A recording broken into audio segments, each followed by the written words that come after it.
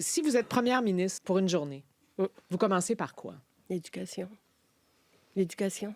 Mais vous parlez du score des analphabètes fonctionnels. Là. Oui, on a un score de 52 % d'analphabètes fonctionnels, ce qui veut dire que une phrase aussi longue que celle que je viens de faire devient incompréhensible pour ces 52 % Alors ça veut dire, pour moi... C'est plus de la moitié de la population du Québec. Et ça veut dire puis là, on enlève ceux qui sont avant 18 ans et on enlève ceux qui sont après 65 ans.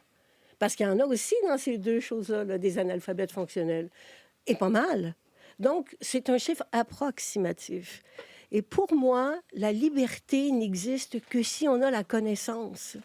Si comment on choisit si on ne comprend pas les éléments de choix?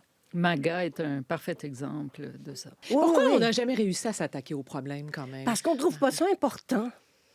Parce que je pense que je pense qu'on a vraiment un problème de gradation de ce qui est important. Oui. L'argent est fondamental. L'argent est super important. S'il fallait lire pour gagner de l'argent, je pense que là, on aurait moins d'alphabet fonctionnel. C'est étonnant, mais c'est comme ça. Je ne sais pas comment.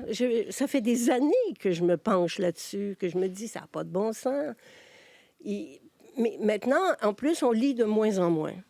Maintenant, je vois combien de parents pris par leur téléphone en poussant des enfants qui font des remarquables jolies pirouettes dans leur... Parlez-en au Dr. Chiquan. Oui, mais si son je vois obsession, ça, mais je me dis, voyons, regarde-le, regarde comme il est drôle. Et tout ça, ça va s'enfuir, là. Le temps, ça passe vite. L'enfant, il devient vite grand, puis vite pas content. Mais pour moi, l'analphabétisme... ça ne devrait pas être possible ici, au Québec.